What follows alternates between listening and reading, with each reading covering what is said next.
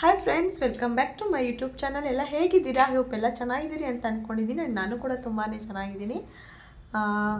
ಹಂಗೆ ಹೇಳೋಕ್ಕಾಗಲ್ಲ ಬಿಕಾಸ್ ಈ ವೆದರ್ ನನಗೆ ಸೆಟ್ ಆಗೋದಿಲ್ಲ. ಸೊ ಹಾಗಾಗಿ ಇವನು ಯೂನಿಫಾರ್ಮೇ ಬಿಚ್ಚಲ್ಲ. ಬಂದರೆ ನೀನೇ ಬಿಚ್ಕೊತೀಯಾ? ಬಾ ಹತ್ರ ಬಾ ಎತ್ತು ಕೈಯೇ. ಎತ್ಕೋ. ಅದೇನಕ್ಕೆ ಬಿಚ್ಚಬೇಕು? ನಿನ್ನೇನು ಮಜಲ್ಸ್ ತೋರಿಸ್ಬೇಕಾಗಿಲ್ಲ ನೀನು. ಬೇಡ ಮಗನೇ, ಬೇಡ ಚಿನ್ನೆ. ನೀನು ಸುಮ್ಮನೆ ಇಲ್ಲಿ ಬಾಯಲ್ಲಿ ಇಲ್ಲಿ ಡ್ರಾಯಿಂಗ್ ಮಾಡ್ತಿದ್ದಲ್ಲ, ಸರ್ಕಲ್ಲು ಟ್ರಯಾಂಗಲ್ ಎಲ್ಲ ಬರೀ ಬಾ. ಬೇಡ. ಅವನು ಬೈಸಿಪ್ ತೋರಿಸ್ತಾನಂತೆ. ಮಣ್ಣಂಗಟ್ಟಿ ಅದರಲ್ಲಿ ಯಾವ ಬೈಸಿಪ್ಸು ಇಲ್ಲ. ಬೈಸಿಪ್ ತೋರಿಸ್ತಾನಂತೆ. ಹಾಂ,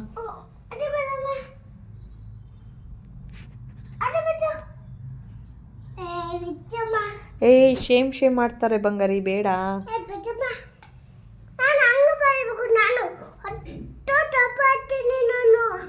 ಫೈನಲಿ ಅಮ್ಮ, ಕಾವ್ಯ, ನನ್ನ ತಮ್ಮನ ಫ್ರೆಂಡು ನನಗೆ ಸರ್ಪ್ರೈಸ್ ಕೊಡಾಕಿ ಅಂದ್ಬಿಟ್ಟು ನನಗೆ ಹೇಳ್ದಲ್ಲೇ ಹೊರಡ್ರು. ಬಟ್ ಅವ್ರ ಸರ್ಪ್ರೈಸು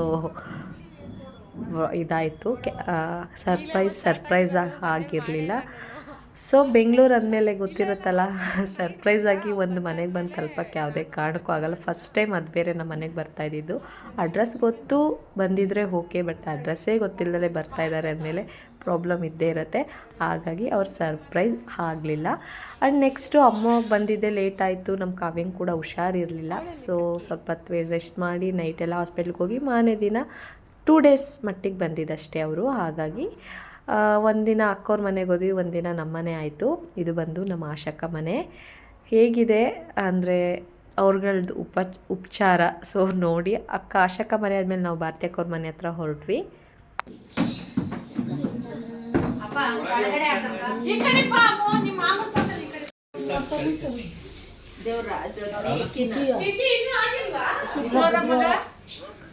ಬುಧವಾರ ಒಟ್ಟು ಅವತ್ತೇ ತಿಥಿ ಕಾರ್ಡ್ ಕೊಡ್ತಾ ಸಾವತ್ತಿಂದನೇ ಅಕ್ಕ ಮನೆಗೆ ಬಂದ್ವಿ. ಅವರು ಚಿಕನ್ ಮಾಡೋಕ್ಕೆಲ್ಲ ರೆಡಿ ಮಾಡ್ತಾಯಿದ್ರು. ನನಗೆ ನಂದು ಚಿಕ್ಕ ಏಜಿಂದು ಫೋಟೋಸ್ ಬೇಕಿತ್ತು. ಸೊ ಹಾಗಾಗಿ ಅಕ್ಕಂದು ಮದುವೆಯಲ್ಲಿ ಆಶಕ್ಕನ ಮದುವೆಲಿ ನಾನು ಇನ್ನೂ ಚಿಕ್ಕವಳಂತೆ. ಸೊ ಹಾಗಾಗಿ ನನ್ನ ಫೋಟೋ ಇದೆಯಾ ಅಂತ ಚೆಕ್ ಮಾಡಿದೆ. ನನ್ನ ಫೋಟೋ ಯಾರ ಮದುವೆಲೂ ಸಿಗಲಿಲ್ಲ ನನಗೆ. ಬಟ್ ತೆಗೆದಿದ್ದು ಎಲ್ಲರೂ ನೋಡಿ ಎಂಜಾಯ್ ಮಾಡೋಂಗಾಯಿತು. ಆ ಅಜ್ಜಿ ಊರಿಂದನೇ ಬ್ಯಾಲ್ದಣ್ಣು ತಂದಿದ್ರು. ಸೊ ಬ್ಯಾಲ್ದಣ್ಣು ಅಂದರೆ ಎಲ್ಲರಿಗೂ ಒಂಥರ ಕ್ರೇಜು. ಅದೊಂಥರ ಸೀಸನ್ ಫ್ರೂಟ್ ಅಲ್ವಾ, ಎಲ್ಲರಿಗೂ ತುಂಬ ಇಷ್ಟ. ಎಲ್ಲ ತಿನ್ಕೊಂಡು ಕುತ್ಕೊಂಡಿದ್ದೀವಿ.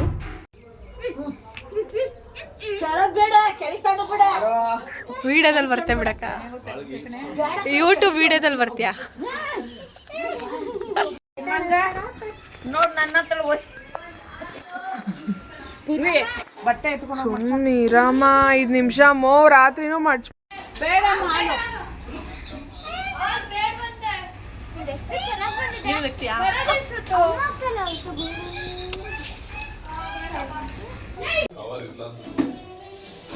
ತಂದಿದ್ದೀನಿ ನಿನ್ ಮಗ್ಲಾಗ, ನಂಗೆ ಅಷ್ಟಾದ್ರೂ ನೆನಪಿದೆ.